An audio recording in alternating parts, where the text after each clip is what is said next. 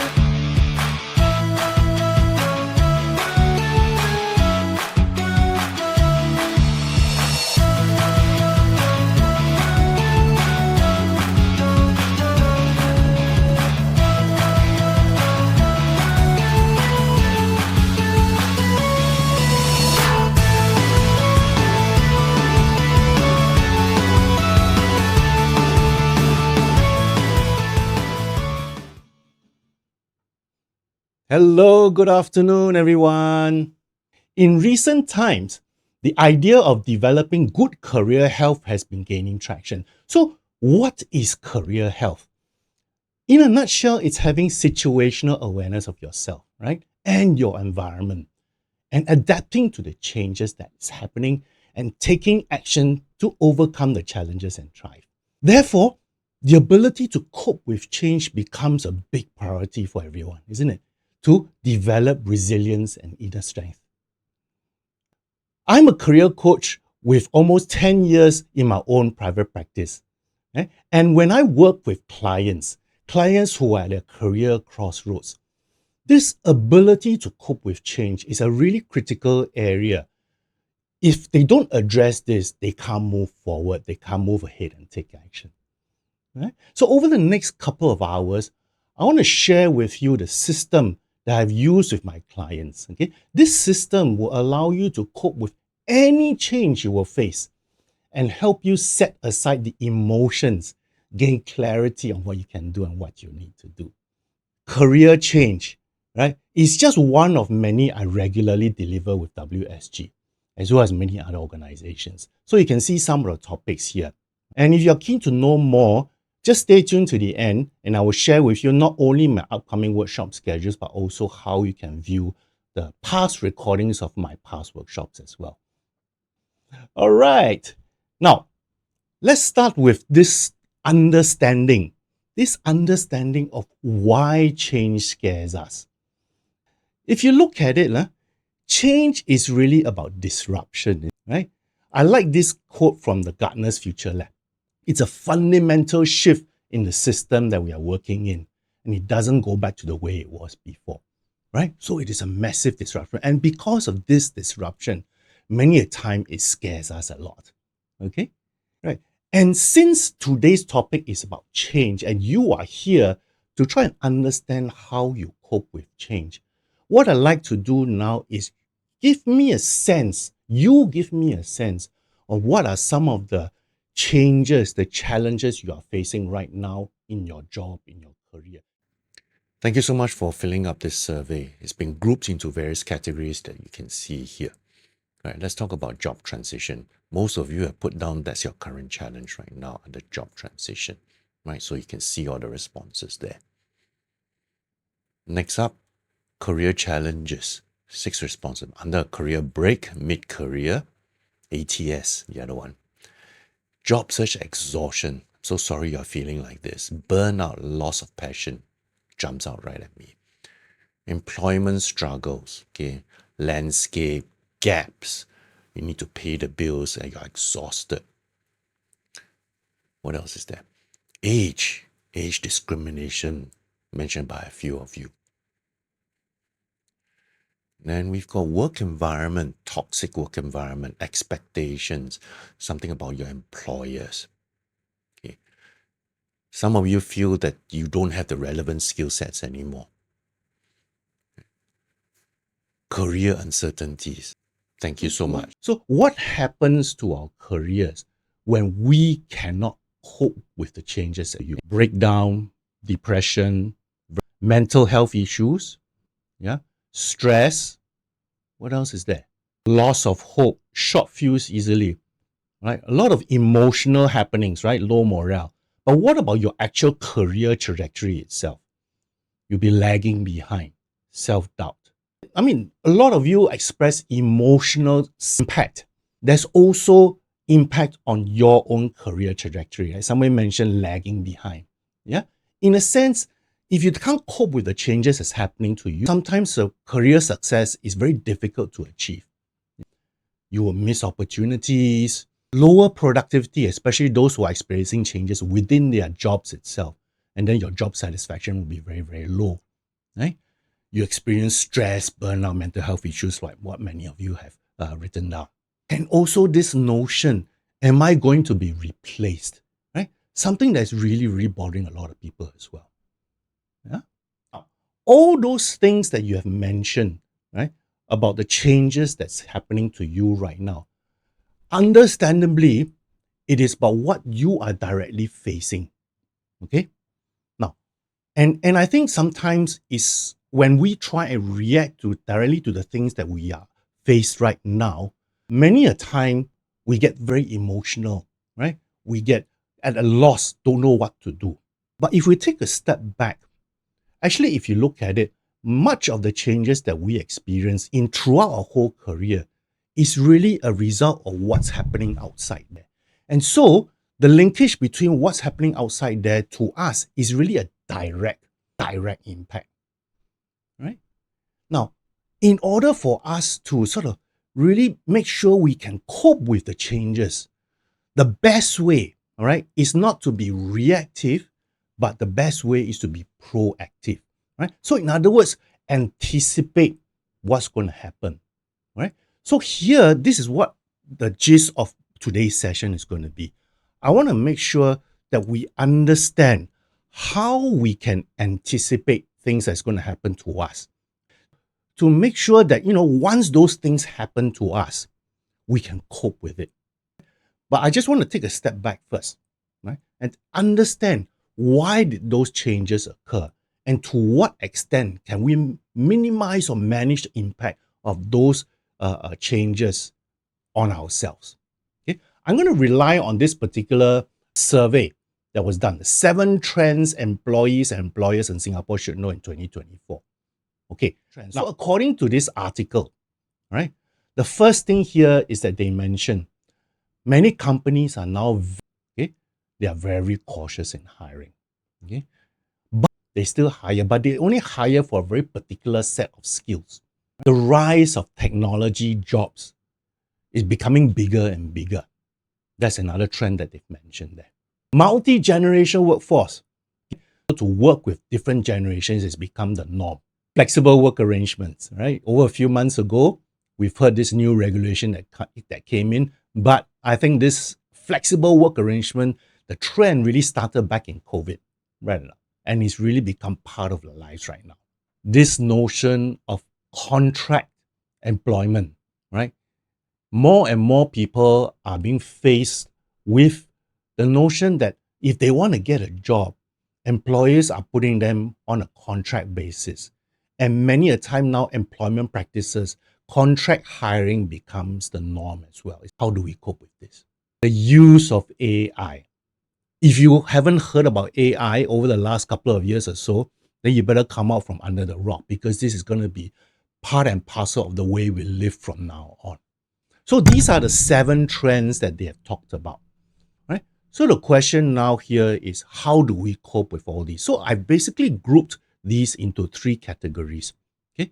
Employment demand, leveraging on AI, and what's happening in the workplace. So that's what I'm going to focus on today first, okay? How can we manage these 3 big components of change that we all of us are experiencing in our work life now. And I'm going to share with you a system. It is a very intuitive system, not difficult to understand. So much so that many of my clients, after using this system, they've actually used it to apply to many other situations they are faced with. Right? And this system really has given them a lot of confidence and cope with any other changes that they would see coming. Right? And in fact, some of my clients who are in between jobs, they have actually used this system to also help them transit from a state of despair to move forward. So hopefully for those of you who are in this same situation, you'll be able to use the system to help yourself as well. Hi, thanks for watching this video. If you like what you've seen and can't wait for the next one, don't forget to like and subscribe to my channel in the link below. See you soon. All right, so these are the topics that I'm going to cover today. Okay, so let me start with the first one first. And we're going to talk about the framework. The framework. All right. Now, you recognize this guy, right? The famous hair, Albert Einstein. Now, many people think that he is a genius. But do you know that Albert Einstein himself actually said that I'm actually not so smart, right? This quote, I have no special talent, but I am passionately curious. Okay? And I think safe to say that although we cannot be as intelligent as Albert Einstein, we can certainly try and foster a sense of curiosity, isn't it? Because in an essence, in order to cope with change, we need to have this curious mindset. All right? So that's the first thing I need you all to understand first. This sense of curiosity. And how do we develop this sense of curiosity? Obviously, many people will say, oh, think outside the box. And I think that's easier said than done. Am I right to say that? All right? Sometimes I find that people get really frustrated whenever you tell them, oh, you just think outside the box. Not that easy for many people, right? So I found a couple of ways that actually can help you think outside the box. So the first way is really to what? To try and do something different every day. It could be as small as the way you walk to the route you walk to a particular area, or the way you go to, maybe those of you who are working, go to work to the office, or maybe the way you do something on a normal day, you do it something different, do it slightly different. Okay. So the more you do something slightly different, the more you foster this mentality is, hey, how about doing this in this way? How about doing that in this way? So you are actually going towards this notion of thinking outside the box. That's one way. The other way I found really successful, okay, is really this notion of trying to remember the time. Can you remember the time when you are doing something, you're so engrossed in doing something, you lose track of time. You forget, oh, alamak, it's almost time to go home. Alamak, I'm supposed to meet Jane. I'm supposed to go and have dinner with my family. I forgot all about this, right? Many a time, yes, some of you will say that, oh, because I'm so busy. But what about those times when you are doing something that you're so curious, you're so interested in? You try and think of creative ways to try and see how you can do things better. Try and remind yourself of those times that you had. Okay? So try it out. All right? So that is the basic mindset I need you all to have in order to cope with the changes that you are faced right now. Okay, so let's talk a bit about the framework, the system that I'm going to share with you. Okay, I'm going to give you a broad overview. Firstly, this system that I have is really comprising two components. One, dealing with the present. And then once you dealt with the present, how you move forward. Okay, so focus here is, the approach here is very simple. It's really about putting things into separate buckets.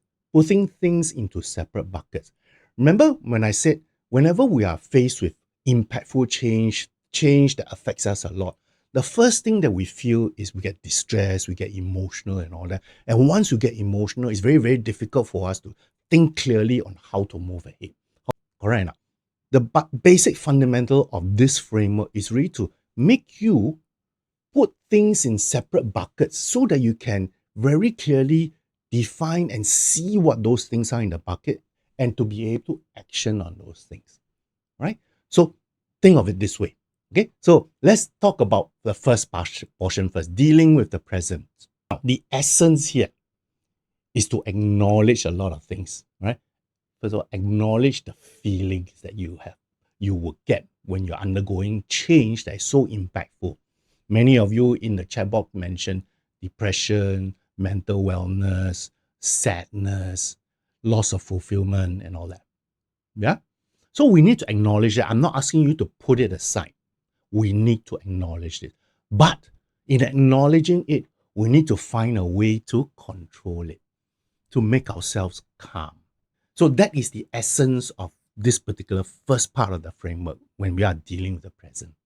Acknowledge the feelings, but making sure that we don't let those feelings overrun what we need to do. Is that okay? Right? So that is the principle of this first part. And how do we do this? We basically put it into 3 buckets. Remember the bucket system I told you about? All right? It's really 3 buckets here. First of all, trying to understand, what does that change mean to me? How is it going to impact me? Right? Then you start looking at, how am I feeling because of those changes? How am I feeling? Right? And the third one, which is actually one of the most important things, you need to address this third one before you actually go on to the next phrase, right? Once you understand you have those emotions, right? You need to decipher, why do you have those emotions? What is the real reason? Now, emotions can be negative. While many of us focus on the negative part, we also need to look at the positive part of the change. Is that all right? Okay. So the first part of this framework in dealing with the present is really putting things into 3 buckets. These 3, by putting into these 3, would help us pull out the emotional luggage that we would have, and try identify what can we do about all those things that we are feeling. So next phase, moving on. The underlying philosophy of this next portion is really about enabling you to break down barriers, and move forward. And the 3 buckets again, what are they? Okay, based on what the results you have seen, you have gathered for yourself in the phase 1, you start looking at what are the possibilities for you. From those possibilities, you start looking at, what sort of action can I take? Or what sort of action should I take? Right? Now, that's not the end, right? You have action plan, you have possibilities, but you also need to admit to yourself, sometimes you need help. Okay? So, the last portion is to identify what help you need. So, that is the change management process.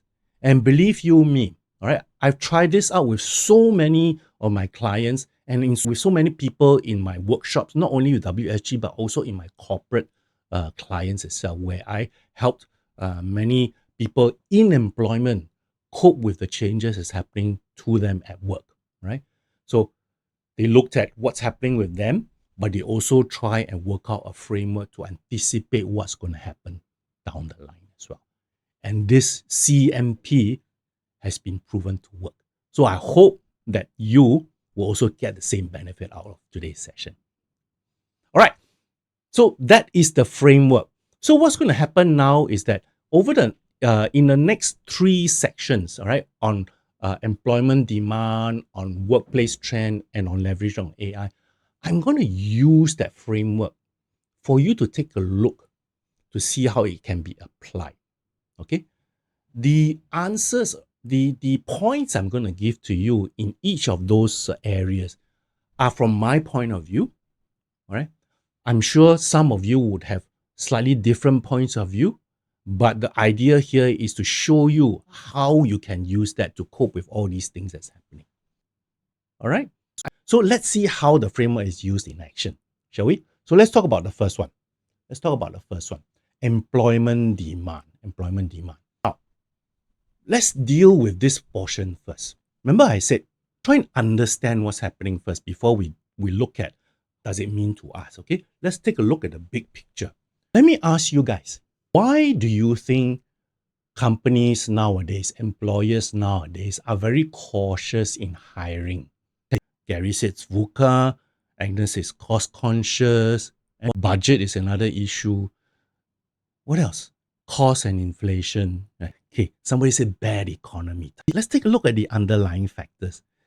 In essence, right, there's a lot of uncertainty that's happening in the world today. Uncertainty in the world makes business, companies, organizations more cautious because they don't know what's going to happen, right? This doomsday clock, I took a picture of this a few months ago, right? When there was a new escalation in the Israeli war with in Gaza, and it was so close to midnight, 90 seconds to midnight. At that time already, a lot of people were worried. Now, I won't be surprised if I try and look at the doomsday clock again. It probably won't have moved too much away from this. It might even have sneaked into 60 seconds per midnight. So there's a lot of uncertainty that's happening out there. This thing between US and China, and some people say it's China against the rest of the world and all that. Whatever the reasons, there is conflict in terms of trade, right? This is driving a lot of companies to look at uncertainty as, hey, you need to plan ahead in case something bad happens. Something bad happens. Okay. Worst case scenario planning. Okay. One other which I just added in a few days ago after the big announcement is what? This thing is happening in the presidential election. Right? What happens in the US? I don't think you can say that it stays in the US, right? It has implications for people outside of the US as well. And companies, many of the major corporations are linked to what's happening in the US. All right. So we also have to take a look at that. Okay. A lot of uncertainty. So companies are operating in this field of increased uncertainty and tension. So that's why there's caution. But despite the caution, there's still companies who want to hire. Why do you think, despite all the uncertainties, they still are looking at hiring, but they're hiring very specific types of jobs or very specific types of people? Why do you think they're still hiring despite the uncertainty? Okay, someone mentioned need specific skills, they want to expand, get more revenue, expanding, talent crunch for niche skills. Right? Somebody says possible, turnover, right? In essence, if you look at it, despite all this, companies, they want to survive, right? Which means what? They have to do a few things, right? They have to cope with all the new things that's coming, new and uncertain things that's coming. They want to look at new business areas. So they're hiring people to help them with this, okay? Somebody mentioned new technology, innovation drive, because nowadays, like it or not, technology, the way technology affects our day-to-day life is here to stay. So they're going to hire people who are comfortable with technology, who are able to leverage on technology to help the companies move ahead. Yeah, the companies move ahead. All right. And talking about technology, I think it's a known fact, right? Technology-related jobs are in demand now. Okay, more and more companies are looking at people to fill new technology roles. Right. In fact, this I extracted from a study done earlier of this year. Okay, so you can see that cybersecurity all the way down, even project manager. This is what's happening now, right? Employment demand. Okay, so let's see how we can deal with this. Let's talk about the first one first. What does it mean to me? How do all those changes affect you, the job seeker, you, the career-minded person? Let me start off first by telling you about this. This notion, companies are risk averse, right? They're becoming more risk averse. They don't want to take risks anymore, okay? Which means what? They're taking longer to hire people. And that's going to affect you, right? Because gone are the days where they make a snap decision and say they're going to be very cautious and interview more and more people, or they're going to go through multiple rounds of interviews. Okay? Competitive job market. Now, this works both ways, right now. If you're looking for a new job, you are faced with a lot more competition. That's one thing. From the company's point of view, right? If they want to hire the right person, they are also being faced with other companies wanting to hire that same person as well, right? So competition is strong and competition is high in the job market. Both ways. It cuts both ways, right?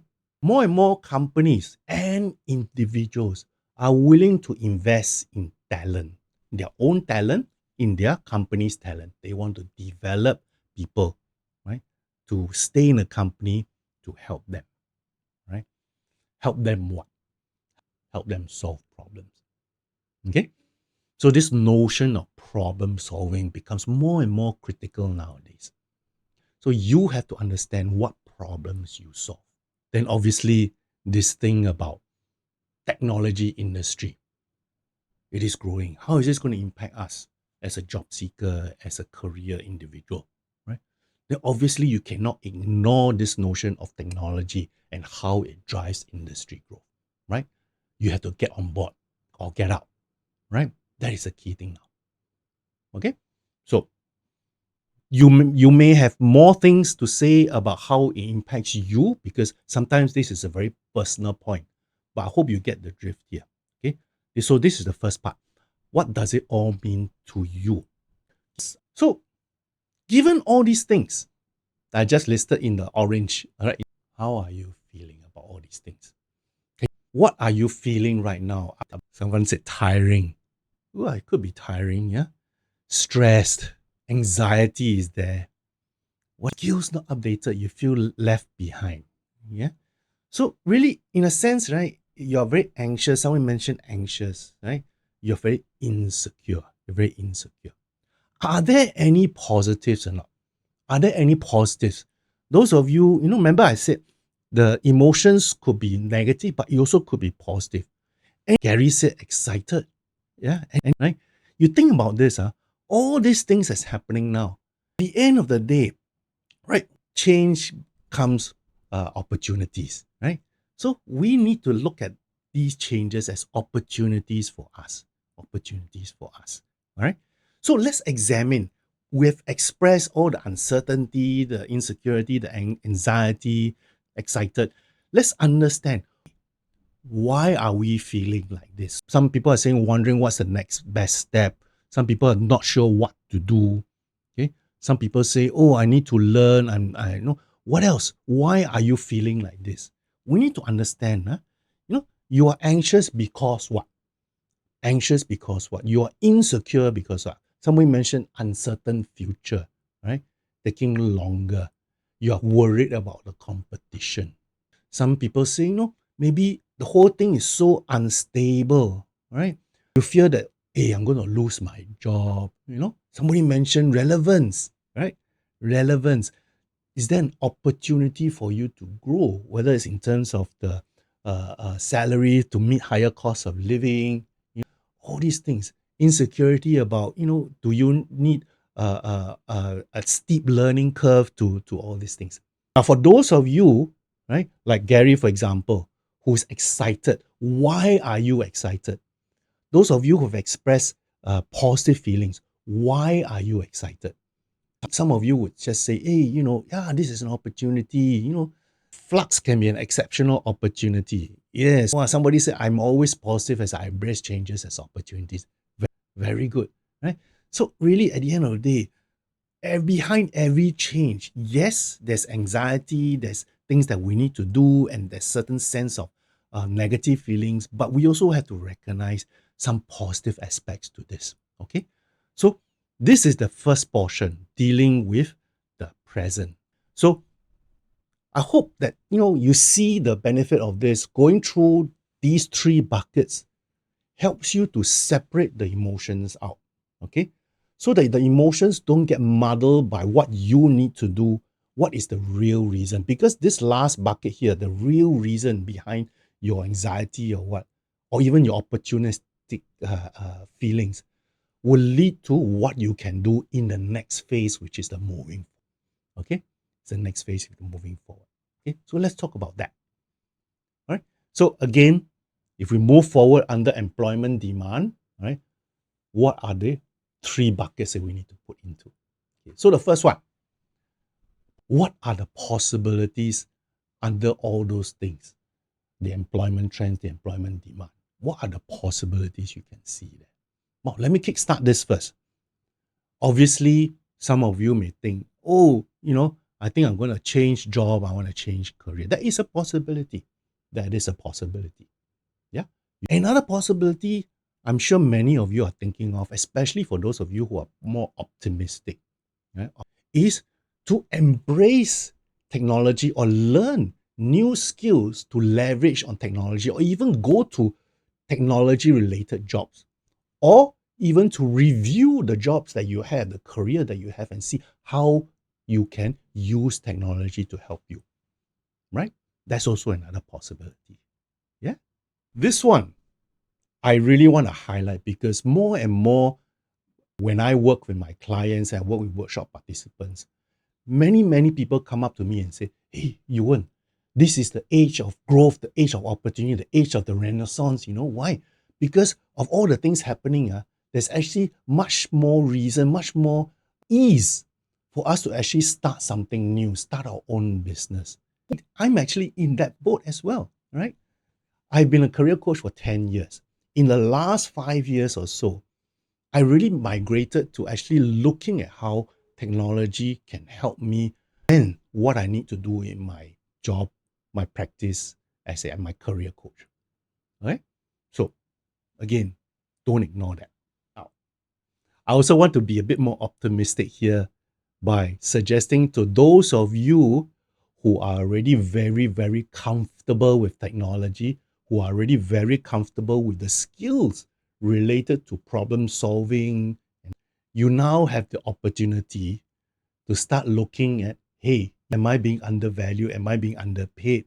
Maybe I should look at how I can increase my value with my current company, or maybe if I go to a new company where I can use my skills, my new skills much better, I will get paid much better. Okay. So again, that is another opportunistic way of looking at it. All right. Okay. So again, possibilities. How then do we decide what possibilities are us? What possibilities are relevant for us? Right? How do we decide what action to take? Really, there's a few things that you need to do first before you can decide any of those things work for you. Those of you who've been to my past workshops before, you will be familiar with some of the concepts that I'm going to mention over the next few points here. Okay, so first things first, you need to know where you stand in terms of your own value add. Okay, what is value add? Basically, is your skills, your experience, and how relevant you are. You need to do a stock take on that first.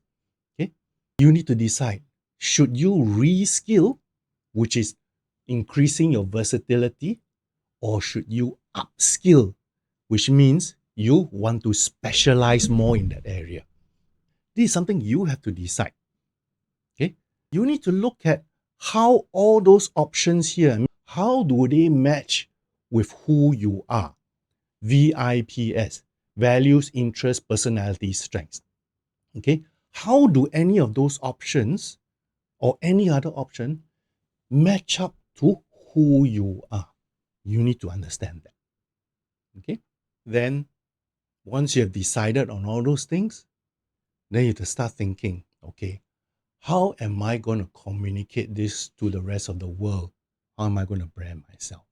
Right? How am I going to tell my network that this is what I want to do? Right? So those are the things that you need to understand and consider while you are doing your action to decide which of the options are possible for you. Okay. Now, incidentally, I do a lot of these type of workshops that help my clients and workshop participants go through all these questions. So I've got things like redesigning your career, personal branding, attacking the hidden job market, developing a career switching strategy. All right. So we started looking, right, at actions. We started looking at options. We started looking at actions. Then remember what I said. We need to understand who can help us. What type of help do we need? All those things that we need to do here. What type of help do we need? Obviously, the first thing I would always recommend, being a career coach myself, is to maybe talk to a career coach. right?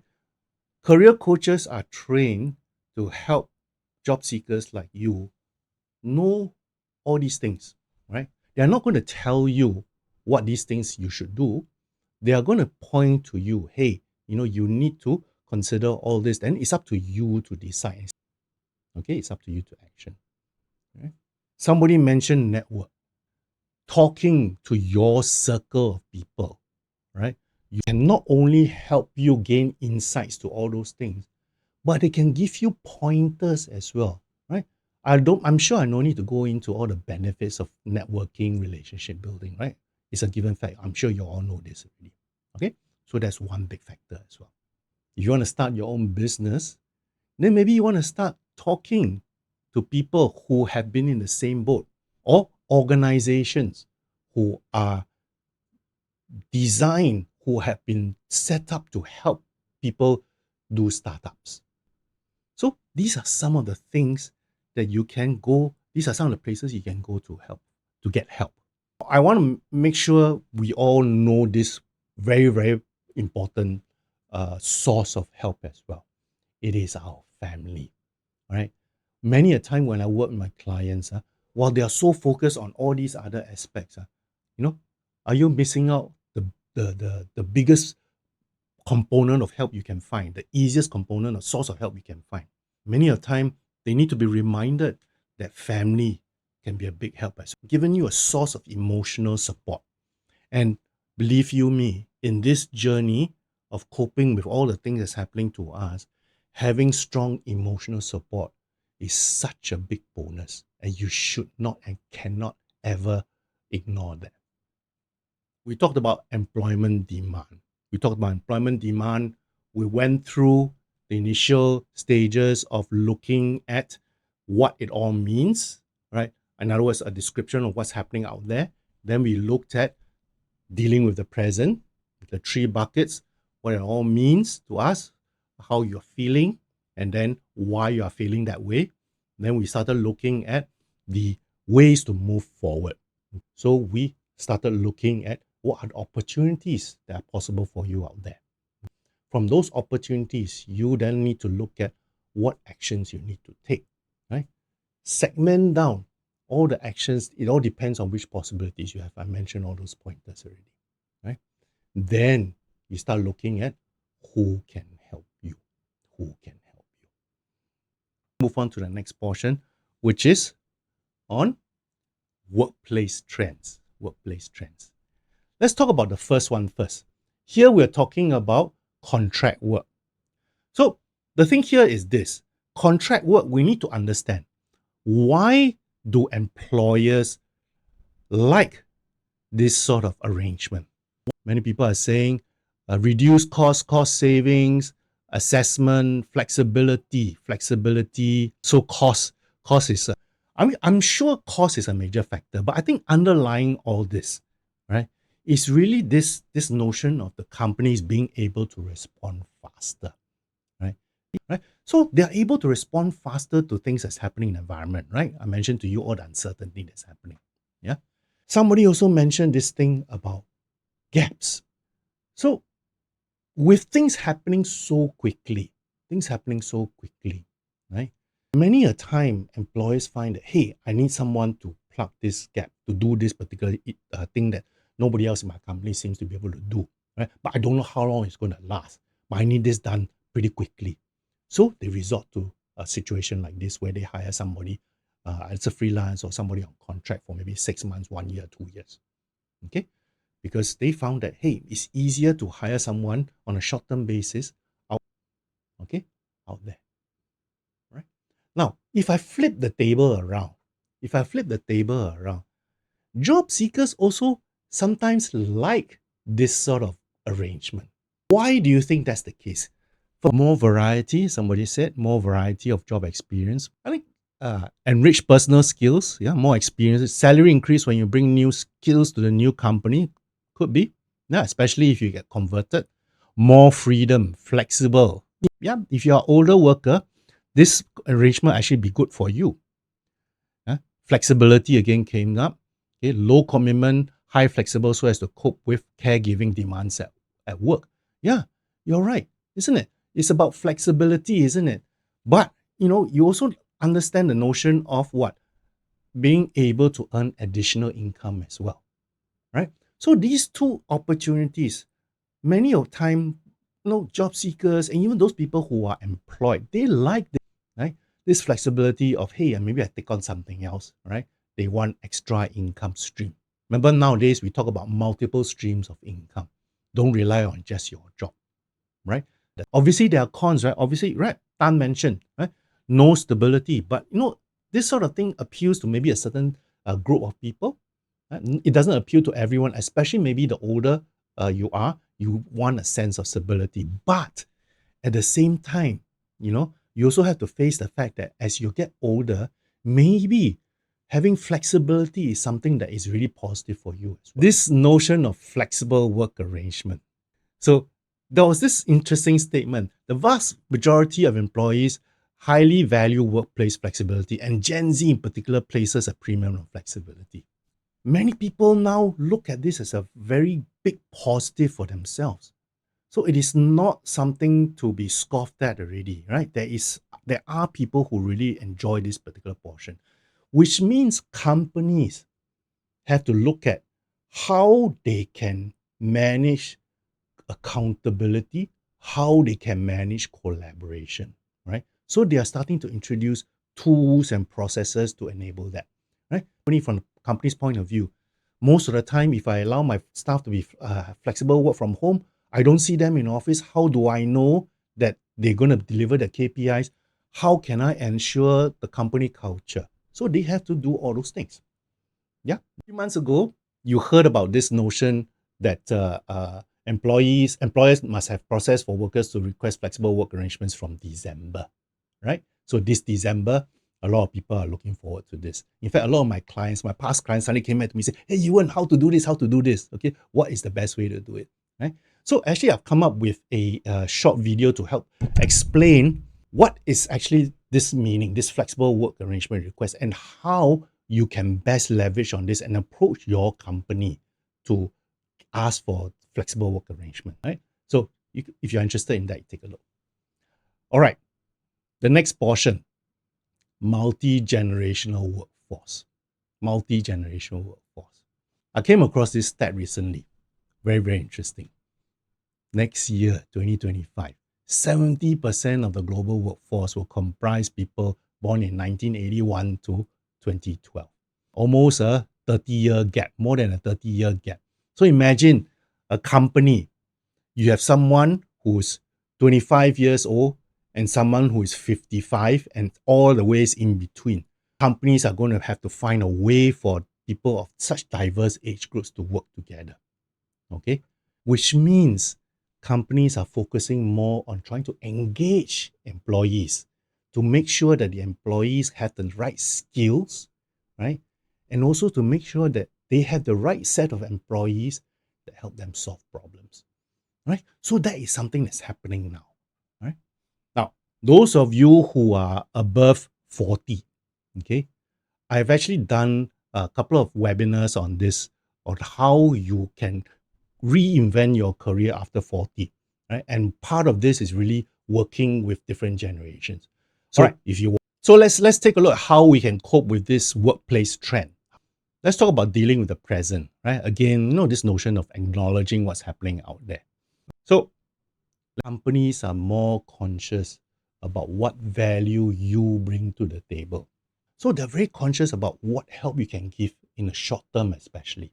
And therefore, as far as you are concerned, you got to be very conscious of how you help people. This notion of reskilling or upskilling becomes very, very important right now, right? You again need to look at how you develop your skills further. Trend towards technology again. So maybe here we are looking at if you are going to do something new, something different, chances are technology will be involved. All right. You need to make sure you are not someone who works alone. Okay. Especially when it comes to solving problems. Yeah. No matter how good you are in your skills, in your expertise, you need to then more increasingly now look at how you work with different people. Different people people of different age group, different expertise. Okay, this notion, flexible work now is becoming normal. Okay, and I'm anticipating by December onwards, it's going to be part and parcel of the work life in Singapore. Right? So we have to adjust to that. So given all this, all those things happening there, how do you feel now with all those things happening? Tell me about the positive as well as the negative feelings that you have. I'd like to suggest something. I think, there are good reasons to be excited about all these things because you're looking at a different work arrangement, which if you manage it properly, actually can work to your benefit quite a lot. This thing about having better work-life balance. Those of you who are enriched with working in different groups of people, young people, yeah, it becomes something that you can look forward to, right? So I think there is a really good and positive impact on the way we work. Obviously, there are also negatives, right? So you may be feeling overwhelmed because so many things happening. I'm very scared, because especially if I don't contribute or I don't know how to keep up, right? I'm having difficulty in learning new skills. I'm very fearful of all this. Okay. So then we have to understand, let's take a look at why do we feel like this? Why do we feel like this? Why do we feel excited? Why do we feel overwhelmed? Why do we feel fearful? This notion of instability comes to the fore again. The risk of job loss becomes higher again, right? Are you being relevant or irrelevant in today's workforce? Something that you may be worried about, right? Something you may be worried about. The opportunity, work-life balance, I mentioned that. The other thing which many of my clients got excited about when they finally understood this thing about flexible work arrangement and contract hire is that now they are able to, they have the opportunity to actually maybe work as a side hustle, right? And many clients who are on the older age group, they start looking at the way they work very differently. Okay, instead of being focused on getting full-time employment, where in the past they had so much challenge in getting full-time employment, I said, why do you consider something on contract? How does that help you? That opened their eyes. Okay, all right. So we talked about dealing with the present, right? So let's talk about how we move forward. Again, the same three buckets. So let's take a look at the possibilities here. What are the possibilities? I think I already alluded to that. You might start thinking, hey, maybe I should start looking at a different job or a different career, which would give me a chance to work in a more flexible work environment. All right. Being on a contract basis means that I have greater job mobility as well. Okay. Again, this notion of self-employment comes out again. Remember what I said about all the older workers? It's this notion of contract work, gig work, part-time, freelance. It opens up a whole new world of possibilities, especially for the mature workers amongst us. And even younger workers, especially those of you who do not want to be tied down. I've come across many younger people who feel disillusioned about working with companies because based on their short experience working in companies, they felt that there's never a right company for them to work at, or they want to have some form of decision-making process in their career life. So self-employment becomes part and parcel of the way they look at their own career. I like this notion. All the things that's happening here, right? The combination of contract work, the combination of working on a flexible way, the combination of the notion of working with different generations means you have an opportunity. You have a big opportunity to actually position yourself as someone who's an expert in your area. You define what expertise you have, right? That becomes your opportunity as well. What sort of action can we take, right? Given all those three things there. I've said this before, right? This is something that we all have to do, right? In our career is we need to look at what value add we bring to the table. Okay, so this becomes a fundamental aspect. Your value add comes more in the form of what problems you can help the company solve. Or maybe if you're working on your as a self-employed person, What problems do you help your clients solve? Again, how does it match with who you are, right? When I started on my journey as a private practicing career coach, right? I looked at the way I wanted my career trajectory to be. How did it match up with the way I want to work with people? So I did a lot of self-reflection to come up with this decision. Okay. Branding yourself again becomes part and parcel of the whole thing. If you want to be seen as an expert, you need to brand yourself as an expert. If you are going to be self-employed, then you need to brand yourself and say, I can solve problems. I need you, Mr. Client, I am able to help you. If you want to change into a different career, then you need to brand yourself to say, I'm suitable for that career and what do I bring to the table? And what help do you need? Again, those of you, career coaches, could help you with all this, right? Again, they will teach you how to do it. You need to put in place the actions. Network comes in again. You will see this is, I think, the second or third time I brought this notion up of approaching your network for help. Okay, so it just goes to show that your band of brothers, okay, the people who are out there, the people that you have developed relationships with, okay, they are the ideal people to be able to help you with all the things that you need to do. Always develop relationships. Family becomes part and parcel of this whole journey. Okay, when you are on this journey of relooking at what you are doing, looking at how you're coping with all the things that's happening, the family has to be on board the same bus as you.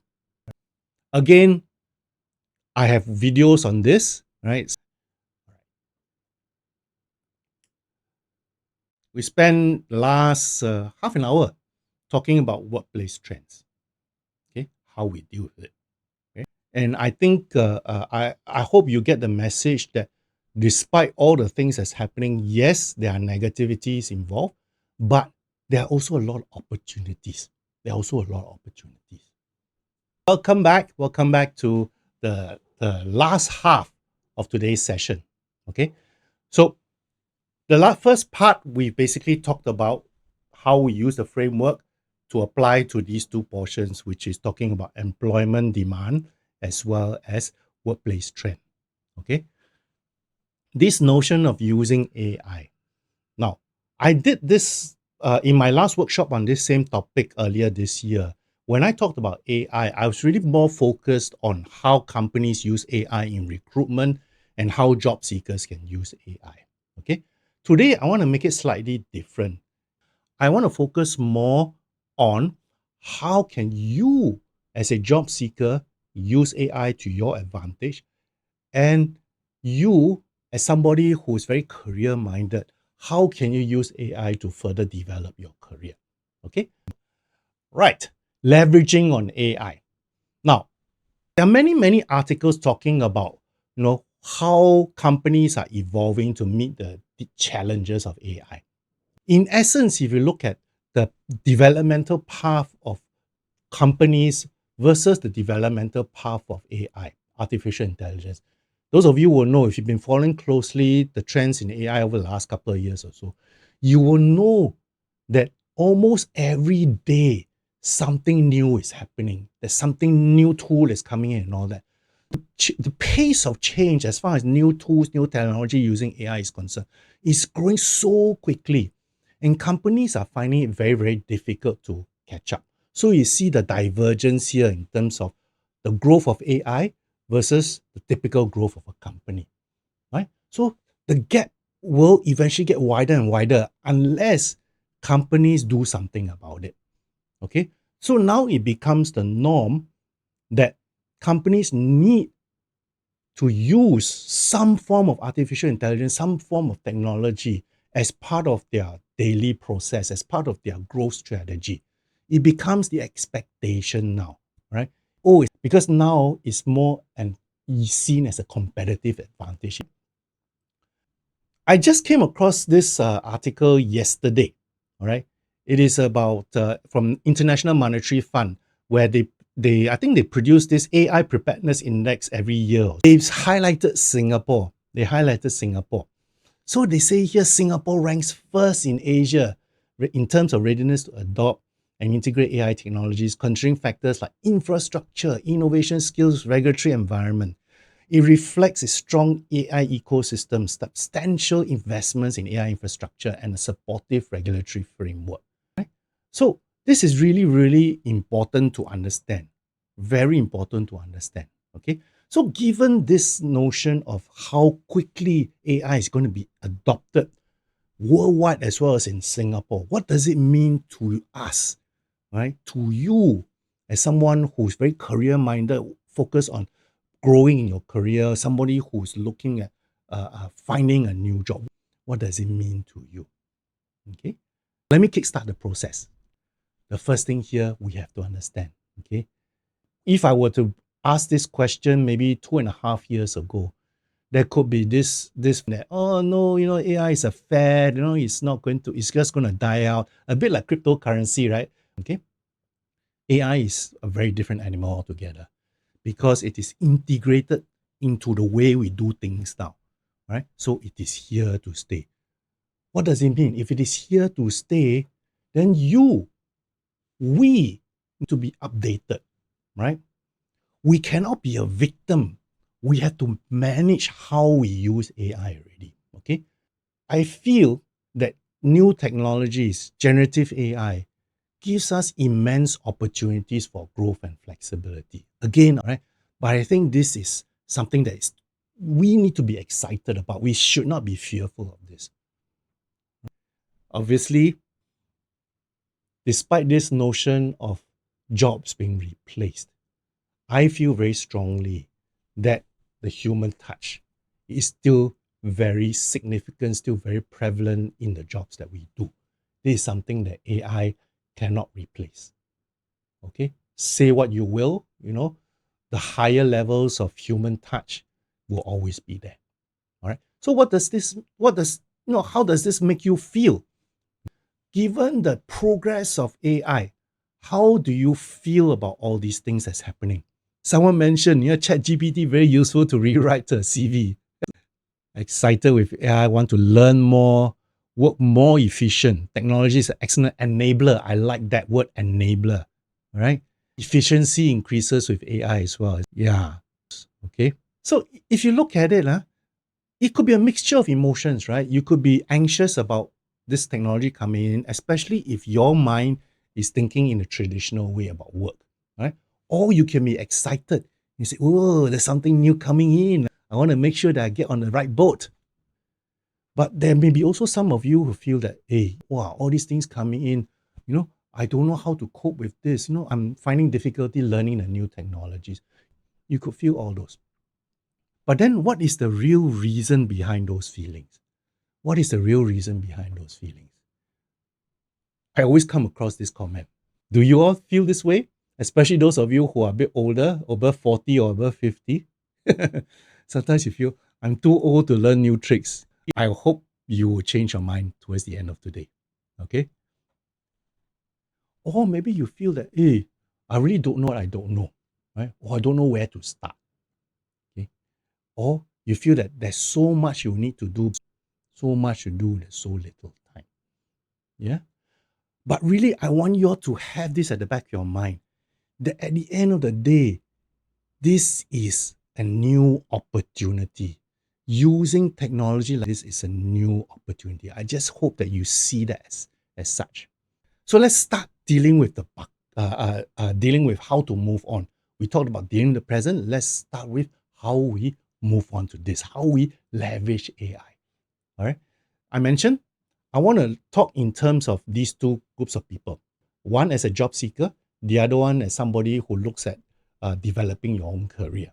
Okay, how can we use AI for this?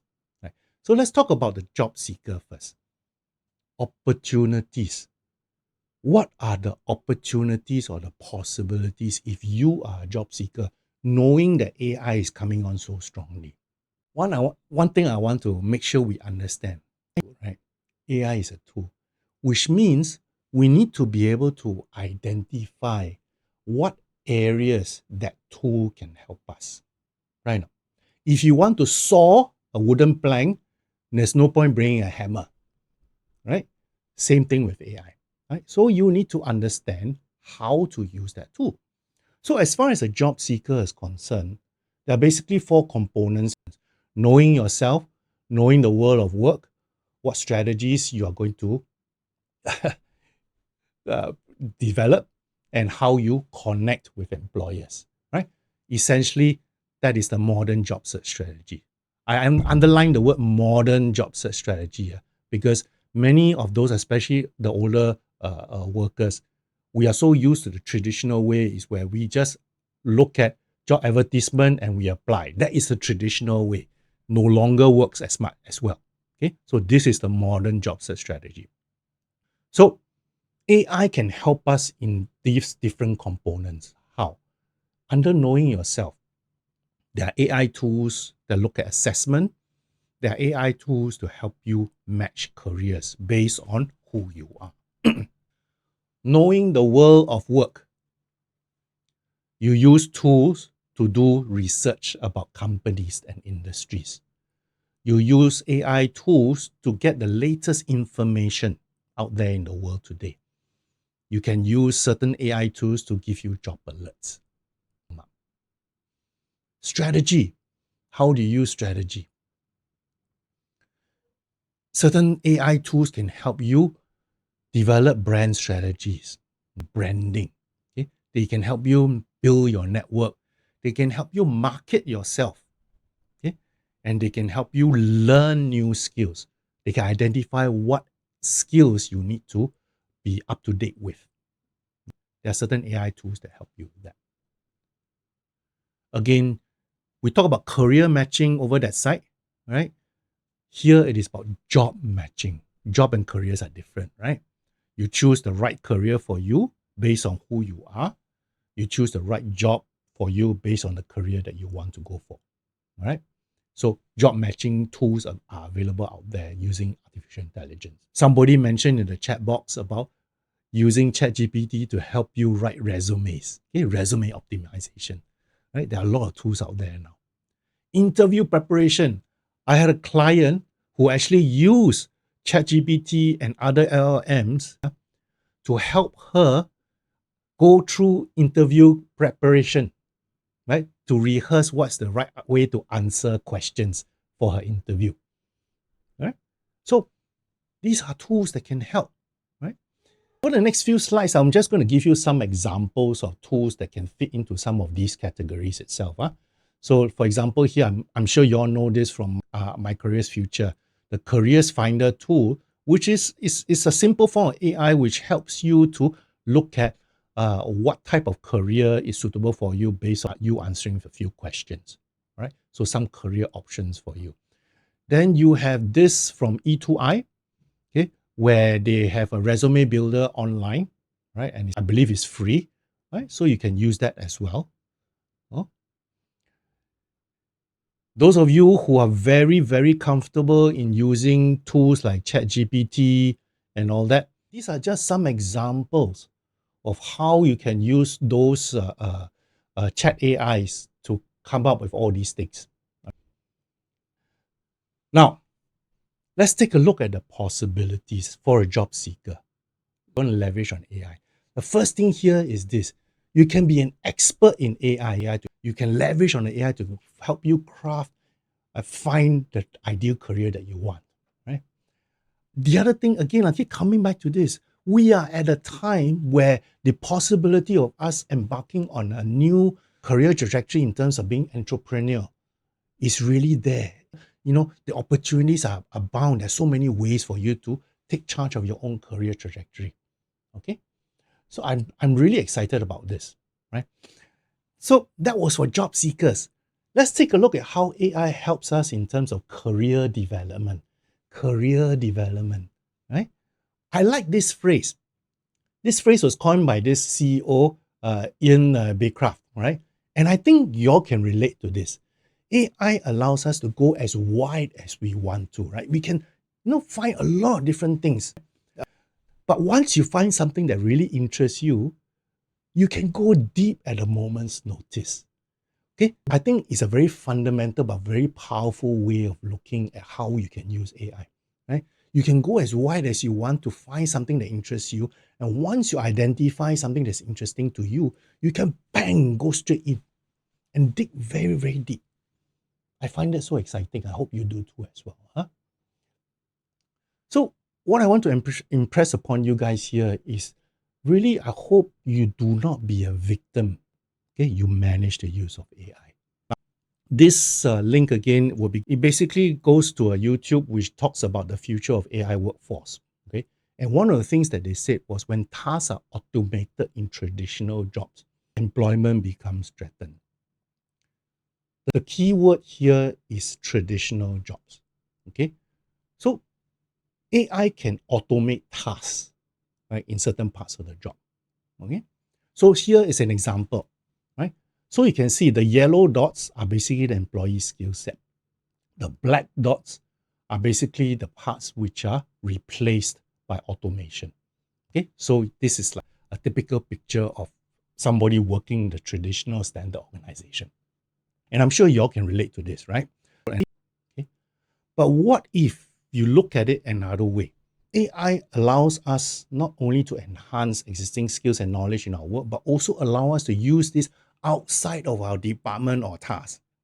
Here, you can see the yellow dots and the black dots again, but the difference now is the blue dots. The blue dots means that if you use AI to augment your skills, you have the opportunity to work outside your traditional area of expertise. All right? I feel that is so powerful. Okay? So it basically means here now is that in your career, right, instead of looking at what is that job, what does that job do, we now have this opportunity to actually look at work that is based on projects and not just roles, what you want to do. Okay? So the possibilities are there. The possibilities are there for you to either become an expert in a particular area or someone who is a very good problem solver, someone who is a very good problem solver. All right. I pulled up this little stat about a few months ago where I asked how many professions are using AI and what sort of a percentage they are using as, right? You've got accountants, marketing managers, sales consultants, retail assistants, journalists. Then you see the proportion of these AI being used in particular tasks, right? So the message here is this: in whatever job that you have, if you break down the task, right? You then can look at how you use AI to help you in those tasks. Okay. Now, this is another portion that I'm very, very excited about. It mentioned this notion: what if older workers become more productive than younger ones? Wow, it blew my mind. And why? Why? If you use AI tools in the right way to help you solve problems, it means your skills can be elevated to the level of other experts as well. So your value becomes greater if you're able to know how to use such tools and combine that with your own experience in life, in other parts of the work and all that. You become invaluable, right? So the onus now is on you as an older worker to learn how to use this, and the company to recognize this benefit and then to sort of make sure they harness the benefit as well. So I'm very, very excited about this portion. So I hope that you guys, especially those of you who are in the older age bracket, you understand that this is really a great opportunity for you. Right? It should not be seen as a threat. It should be seen as an opportunity. What action can you take? I think you all know this, right? Whenever something new comes along, we need to learn how these new things can impact on our relevancy, right? If we want to keep up with the trend, we don't want to be a victim, then we make sure that we start learning new things. Many of you have mentioned about lifelong learning, right? When you are in a job or in a career track, look and examine how can you use AI to help you. Don't wait for AI to knock on your door and say, I'm going to take over some of your tasks. You take the initiative of looking at how AI can help you, right? And then you start, once you divide up all the tasks, then you start digging deeper into, right, those areas and say, okay, what tools are in the area that can help me? So this is an example of using ChatGPT to help your dream job, right? So let me zoom this in, then you can see some examples here. So here you can look at how you use the ChatGPT, right? Then you can see how to create a professional resume, make ATS friendly resume, make killer LinkedIn profile, mock interview, write cover letter, get a list of potential interview questions, impress the interviewer. All right. So that's one way of doing it. Okay. So another example here. So 30 AI tools to help boost your career in 2024. So let me just zoom this in. So you have job search, career writing, and the AI bot. So some of the examples of tools that can help you. Write prompts for things like ChatGPT, productivity, how you do research, presentation. I like that one, presentation. How you generate images, all to help in your job. How you create videos, right? So again, these things are just examples of tools you can use to help in your career, right?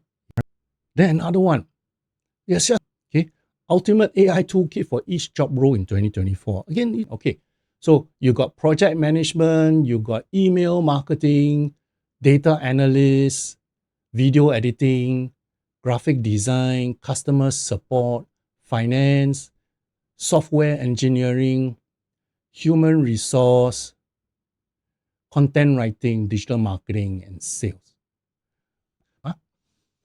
All right. So those of you who want to go into learning, how you learn, again, this is just an example of LinkedIn Learning, right? LinkedIn Learning. All right. So you can go in there and they will just suggest to you based on your LinkedIn profile, what are some of the areas you can go into. Okay. So we talked about all the opportunities and all that, but now what help can you get? What help can you get? Essentially, again, either you talk to a coach who can help you break down the task so that you can go about looking at what tools are available to you. Again, if you know people in that area that you want to go into and you want to examine what tools they use, like us, right? If you have someone that you respect in the industry and who's very good at using AI, technology tools, ask them for help, right? They could be your mentor, for example. All right. So a lot of things there is really available out there for you, but you must take action. You cannot just sit back and wait for things to come to you anymore. Because you want to have light to this. Many of you may feel that AI is like a dark hole. Okay. If you feel that there's a dark hole, right, find some way to shed light on what you can do. Okay. All right. I just want to round this portion on AI to really emphasize to you that AI is an enabler. So let me recap. We spent a couple of hours on talking about coping with change, and we looked at how the changes that you are feeling now is actually related back to what's happening out there in the world. And the best way I feel to cope with the things that you are faced now or maybe in the future is to really anticipate what's going to happen. Okay. And that's where I'm focusing on today. And here I've used this article's explanation of the book of the trend into these 7 components. Right. So the whole focus here is making sure that we can anticipate those trends, and then we use the change management process framework to try and anticipate and manage the impact of this and what we can do from this. And hopefully the idea here is that it gives you the confidence in order to proceed. Okay? Right. I focus on the framework. The first part here is how we deal with the present. Right? Here, I'm talking about trying to make sure we acknowledge what's happening, the way we are feeling, but have a way to sort of calm ourselves and analyze further so that we can move ahead, right? And therefore, when we are moving ahead, the whole focus is on making sure we remove any barriers that we have in encountering all these things. So I just want to sort of use an acronym. I call this the ADAPT framework. Okay, what it is basically a set of principles that can help you to cope with change. ADAPT A, triple A, right? Awareness of your environment, anticipate impact, acknowledge your feelings. Okay. D, determine what you can control.